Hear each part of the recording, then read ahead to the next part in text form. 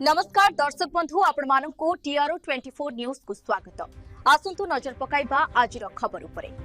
आमे कपिलास रोड रे हमर जो माँ रानी सतीदेवी मंदिर अच्छी एटा माँ दुर्गांगर रूप आमे एटा निजर व्यक्तिगत बा आम मारवाड़ी समाज पई आमे खाली करिनु एटा सर्वसाधारण पई मु मोर जेते ढेंकानालवासी ओडियावासी माँ भाई भौणी जेते अच्छी प्लस ओडिशार भी जेते जन अच्छा ढेंकाना बाहर भी रोचंदी समस्त को रिक्वेस्ट करूची आपण माने जेमिति कपिलास बा साई मंदिर देखि जाउचंदी हमर एठी शिला नर्सरी रे काईमाटी पूर्वरु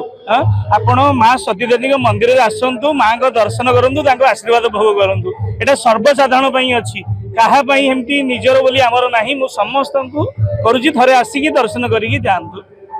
ए बगीचाटा मु करिथली 2006 रे आउ हठात गोटे स्वप्न आसिला कि ठाकुराणी कहले मु तुम बगीचा रे बसिबी सेडू आमे ये मंदिर कामटा आरंभ कलु ठाकुराणी आ 2025 आनी बसैलु आउ एबे आज होची गोटे वर्ष पूर्ण ताको बहुत अवदान अछि मु आज ताको द्वारा ही मु एति बड़ हेची आउ ताको अवदान मु भूली पारिबी ना। केते विश्वास अछि मु तो कहले ताको ऊपर मोर विश्वास अछि मंदिर दर्शन करे पे साधारण जनता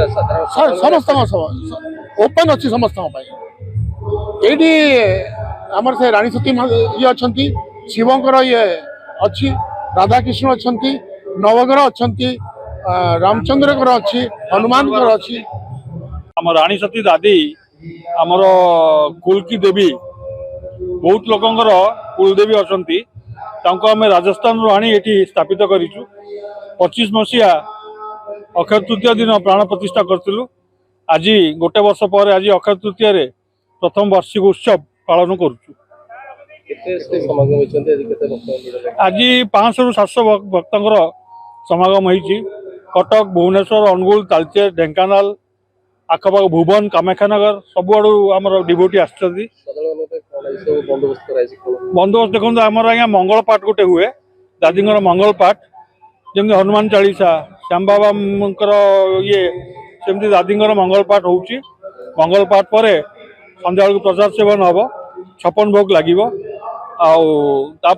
आरती समापन करा।